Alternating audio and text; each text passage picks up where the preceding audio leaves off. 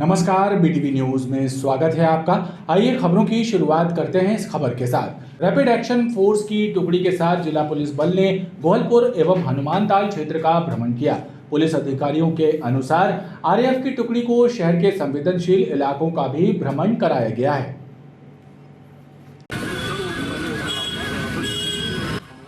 जिले की कानून व्यवस्था को सुदृढ़ बनाने के लिए जिला पुलिस बल को आरएएफ की एक टुकड़ी प्रदान की गई है। रैपिड एक्शन फोर्स में शामिल जवानों के साथ गोहलपुर एवं हनुमानताल पुलिस ने क्षेत्र में पैदल मार्च किया। इस दौरान आरएएफ को संवेदनशील इलाकों की भी जानकारी दी गई।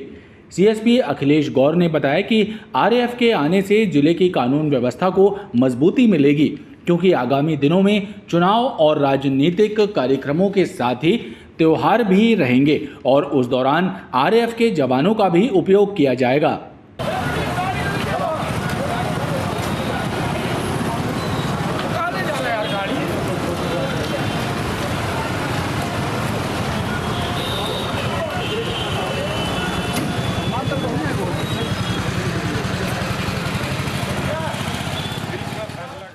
आदरणीय पुलिस अधीक्षक महोदय के निर्देशानुसार और शासन प्रशासन की मंशानुसार आज हमारे जबलपुर ज़िले को जो आरएएफ की एक टुकड़ी प्राप्त हुई है, उसको अलग अलग क्षेत्रों में उसका भ्रमण कराया जा रहा है, ताकि क्षेत्र में शांति व्यवस्था के लिए एक संदेश दिया जा सके।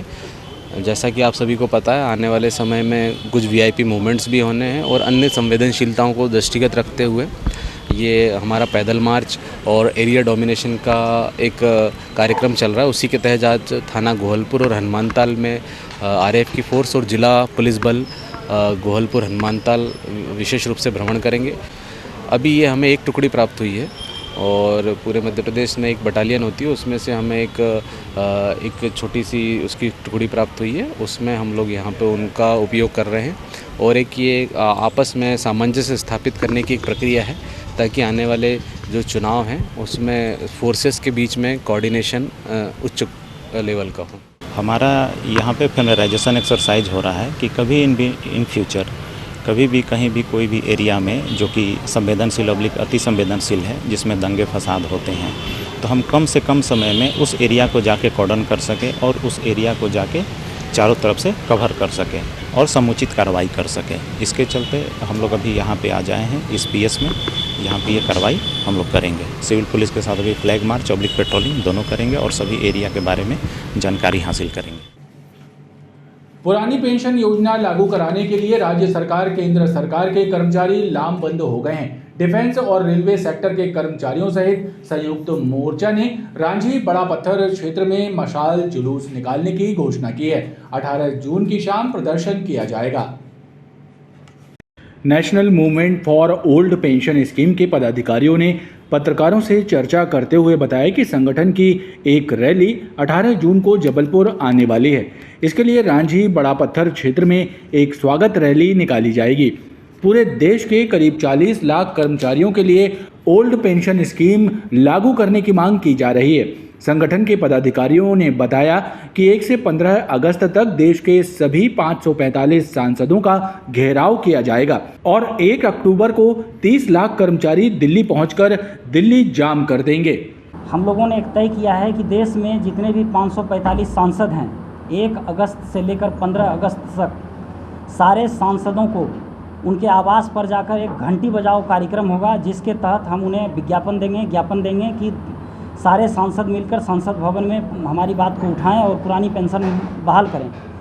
अगर इसके बाद भी सरकार इस हमारी मांग को पूरी नहीं करती है तो हम लोग 1 अक्टूबर को दिल्ली में लगभग 30 से 40 लाख लोगों के साथ कूच करेंगे। देश भर में 80 लाख कर्मचारी हैं, उसमें से 30-40 लाख कर्मचारी हम लोग दिल्ली पहुंचेंगे, दिल्ली जाम कर देंगे और सरकार को मजबूरन पेंशन बहाल करनी होगी। हम लोगों को अब ये बात समझ में आ गई है कि पेंशन बहाल करने के 2 ही रास्ते बचे, एक ही रास्ते अब बचे हैं, vote for OPS. Vote for OPS मतलब कर्मचारी अपने हक के लिए, हम कर्मचारी होने के साथ साथ हम एक वोटर भी हैं, तो वोट में हम लोग अपने वोट का इस्तेमाल करेंगे और जो सरकार पुरानी पेंशन देने के लिए तैयार है और वो स्पष्ट है, कांग्रेस ने पूरी तरह से पूरे देश में बहाल करने का ये वादा किया है और हिमाचल प्रदेश, राजस्थान और छत्तीसगढ़ में उन्होंने पुरानी पेंशन बहाल करके इस बात को सबूत दे दिया है कि वो पेंशन बहाल कर सकती है। अतः हम यह बीजेपी सरकार से यह निवेदन करते हैं कि वो भी पुरानी पेंशन बहाल कर दें, नहीं तो हम लोग वोट फॉर ओपीएस में जाएंगे। इसके चलते ये सरकारें डूब सकती हैं। संयुक्त कर्मचारी संगठन का कहना है यदि सरकारें ध्यान नहीं देंगी तो अगले चुनावों में वोट फॉर ओपीएस किया जाएगा। एंटी इवेजन ब्यूरो के द्वारा जबलपुर के पान मसाला कारोबारियों के यहाँ की गई कार्रवाई के दौरान 3 फर्मों से 1,24,46,000 रुपए टैक्स पेनल्टी, ब्याज एवं शेष की राशि जमा कराई गई है, जबकि मंडला की नीलेश ट्रेडर्स फर्म से 10,02,000 रुपए की रिकवरी की गई थी। एईबी के संयुक्त कमिश्नर आर.के. ठाकुर ने बताया कि कमानिया गेट के पास स्थित messrs Roopchand Gupta and sons ने विभिन्न वर्षों में कम टैक्स जमा करके एवं शॉर्ट स्टॉक के बदले पैसे बचाकर टैक्स चोरी किया था। उसकी गणना करके उनसे 50,53,000 रुपए जमा कराए गए और वहीं पर स्थित मेसर्स रूपचंद गुप्ता फर्म से 3,06,000 की वसूली की गई। इसके अलावा वासुदेव ट्रेडर्स से 70,90,000 रुपए जमा कराए गए हैं। दमोनाका चंडाल भाटा ट्रांसपोर्ट नगर के 472 प्लाटों का लीज नवीनीकरण नहीं हो रहा है। इस बात से परेशान ट्रांसपोर्ट व्यापारियों ने महापौर जगत बहादुर सिंह और नेता प्रतिपक्ष कमलेश अग्रवाल से मांग की है कि लीज नवीनीकरण कराएं ताकि वर्षों से लंबित मामलों का निराकरण हो सके।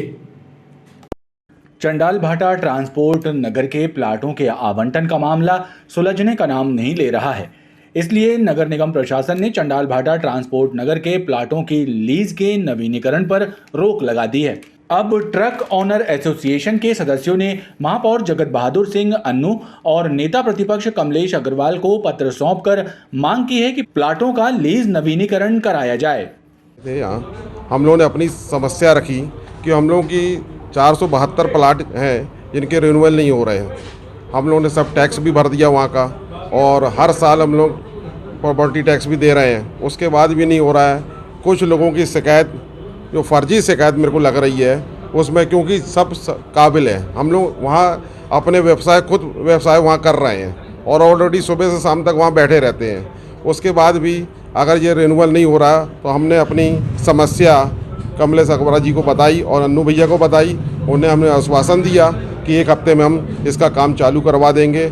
महापौर ने ट्रांसपोर्टर्स को भरोसा दिलाया है कि मामले की जांच कराकर शीघ्र निराकरण कराया जाएगा। नगर निगम में बिना टैक्सी कोटे के वाहनों को किराए पर लगाकर सरकार को राजस्व हानि पहुंचाई जा रही है। 57 वाहनों पर करीब 2 करोड़ रुपयों से ज्यादा की राशि खर्च की जा रही है। हैरत की बात यह है कि जिम्मेदार अधिकारी भी ठेकेदार के पक्ष में राग अलाप रहे हैं। नगर निगम में 57 अधिकारियों कर्मचारियों को कार्य सुविधा की दृष्टि से किराए के वाहन उपलब्ध कराए गए हैं। सरकार का नियम है कि किराए से लगाए वाहन टैक्सी कोटे के होने चाहिए, लेकिन इस नियम को ताक पर रखकर सरकार को लाखों रुपए की राजस्व हानि पहुंचाई जा रही है। इसमें अधिकारियों की भी मिली भगत है। लग्जरी वाहनों की नियम विरुद्ध तरीके से अफसरों को सैर कराई जा रही है। वहीं जिम्मेदार अधिकारियों का कहना है कि आरटीओ से अनुमति लेने के लिए आवेदन किया गया है। गाड़ियां टैक्सी कोटे के हैं, लेकिन वे गाड़ियां जो तत्काल लगाई जाती हैं तो उनके लिए आरटीओ में अप्लाई की जाती है। वो अप्लाई करने में समय लग रहा है। अभी वर्तमान में वाहन पोर्टल एप्लीकेबल हो जाने के कारण से गाड़ियों के टैक्स और उनके जो आरसी प्रिंट आउट होके आती हैं उसमें समय लग रहा है। इसी कारण से प्रोसेसिंग में होने से समय लगा हुआ है। अदरवाइज गाड़ियां टैक्सी रजिस्ट्रेशन की ही हैं।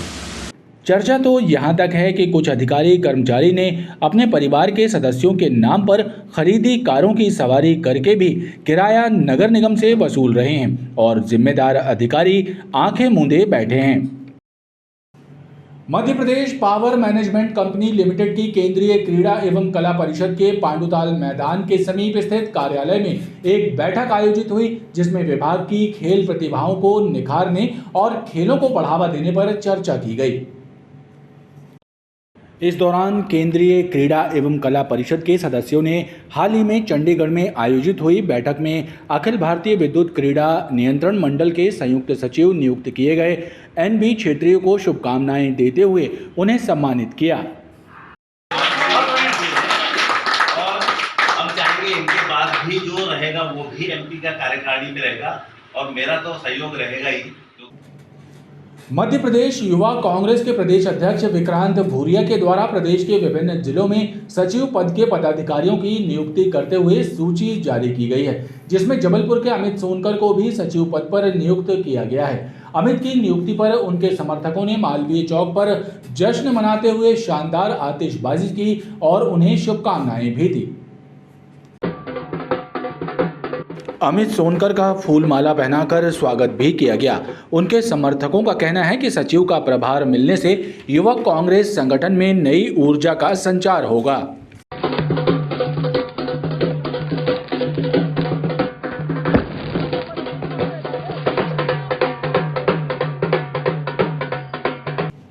अंतर्राज्यीय मानव दुर्व्यापार गिरोह के 2 सदस्यों को जीआरपी की टीम ने उस वक्त गिरफ्तार कर लिया जब वो 6 नाबालिग बच्चों को मजदूरी का लालच देकर अपने साथ मदन महल स्टेशन से ट्रेन में ले जा रहे थे।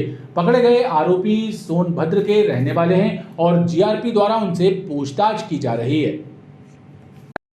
मदन महल रेलवे स्टेशन के प्लेटफॉर्म नंबर 1 पर 6 नाबालिग लड़कों को बहला फुसलाकर मजदूरी दिलाने का लालच देकर अपने साथ ट्रेन में ले जाने की फिराक में खड़े अंतर्राज्यीय मानव दुर्व्यापार गिरोह के 2 सदस्यों को जीआरपी ने गिरफ्तार कर लिया है। जीआरपी थाना प्रभारी शशि धुर्वे ने बताया कि पकड़े गए आरोपियों के नाम सूरज सिंह और पंकज सिंह भारती हैं और दोनों ही सोनभद्र के रहने वाले हैं, जो 15 से 17 वर्ष के नाबालिगों को अच्छी मजदूरी दिलाने का लालच देकर ले जा रहे थे। अभी इन्वेस्टिगेशन चल रहा है, आगे इन्वेस्टिगेशन पता चलेगा इन लोग पूर्व में भी ऐसा किए हैं कि नहीं किए हैं और कहाँ तक इनका नेटवर्क है, ये सब अभी इन्वेस्टिगेशन में किया जाएगा। कहाँ ले जा रहे थे? अभी तो जबलपुर ही बता रहे हैं वो कि हम जबलपुर काम कराने के लिए लेके आए थे इनको करके, और 350 से 400 की मजदूरी का इनको लालच दिए थे बच्चों को, जो नाबालिग से थे।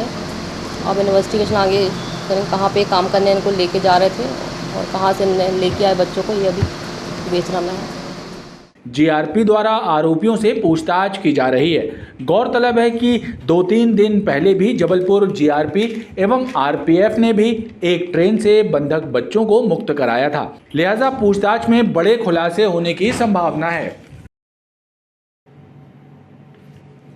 तालाब में पानी पीने गई भैंस की करंट लगने से मौत हो गई। ये घटना आधारताल स्थित तालाब की है, जहां पर पानी की सप्लाई के लिए सबमर्सिबल पंप लगाया गया था और उसके तार से फैले करंट की चपेट में आने से भैंस की मृत्यु हो गई। स्थानीय जनता का आरोप है कि मत्स्य पालन विभाग द्वारा पंप लगाया गया है। तालाब के पानी में मृत पड़ी भैंस का ये नज़ारा आधारताल क्षेत्र का है। भैंस के मालिक तुलसीदास बैरागी का कहना है कि मत्स्य विभाग द्वारा तालाब से पानी की सप्लाई के लिए पंप लगाया गया है और उसके तार से फैले करंट की चपेट में आकर उनकी भैंस मृत हो गई और वो भी बाल बाल बच गए। उन्होंने बताया कि यदि समय रहते वो वहाँ से नहीं हटते तो बड़ा हादसा हो सकता था। ये तार फैला रहे मछली डिपार्टमेंट वाले, उसे का नाम से समर्शियल डला रहा, अचानक भैंस का पैर पड़ गया उस पर, तो भैंस खत्म हो गई करंट लगने से। 51 भैंस थी और अगले महीने तक ब्याह जाती, उसी से हमारा घर परिवार चलता है। पानी पीने के लिए लाए थे तो का नाम से करंट लग गया। स्थानीय लोगों का कहना है कि पहले भी कई जानवर करंट की चपेट में आ चुके हैं। घरेलू गैस सिलेंडर से ऑटो में अवैध रूप से गैस रिफिलिंग करने वाले युवक को उमती पुलिस ने गिरफ्तार किया है। पुलिस ने नागरथ चौक स्थित गुरु कृपा ऑटोमोबाइल में छापेमार कार्रवाई करते हुए 4 गैस सिलेंडर समेत गैस रिफिलिंग में इस्तेमाल होने वाले उपकरण भी जब्त किए हैं। उमती पुलिस ने नागरथ चौक स्थित गुरु कृपा ऑटोमोबाइल्स दुकान में दबिश देकर घरेलू गैस सिलेंडर से ऑटो में गैस रिफिलिंग करने वाले बिलहरी निवासी मुकुल अहिरवार को पकड़ा है और उसके विरुद्ध प्रकरण कायम करते हुए कार्रवाई की जा रही है। पुलिस ने 4 घरेलू गैस सिलेंडर, 2 इलेक्ट्रॉनिक तौल कांटे, 2 मोटर जब्त किए हैं। ग्राम हिनौतिया से आई दंपत्ति ने एसपी के नाम एक पत्र सौंपते हुए बताया कि उनके पड़ोसी युवक द्वारा उनके घर में ताक झांक करते हुए आपत्तिजनक वीडियो बनाया जा रहा था, जिसका विरोध करने पर युवक और उनके परिजनों द्वारा गाली गलौज एवं विवाद किया गया। इस मामले में उचित कार्रवाई करने की मांग की है। दंपति ने बताया कि उनके पड़ोसी राघवेंद्र की शिकायत संबंधित थाने में की गई थी, लेकिन पुलिस ने उसे पकड़कर बाद में छोड़ दिया, जिसके बाद राघवेंद्र एवं उसके परिजन उन्हें धमका रहे हैं।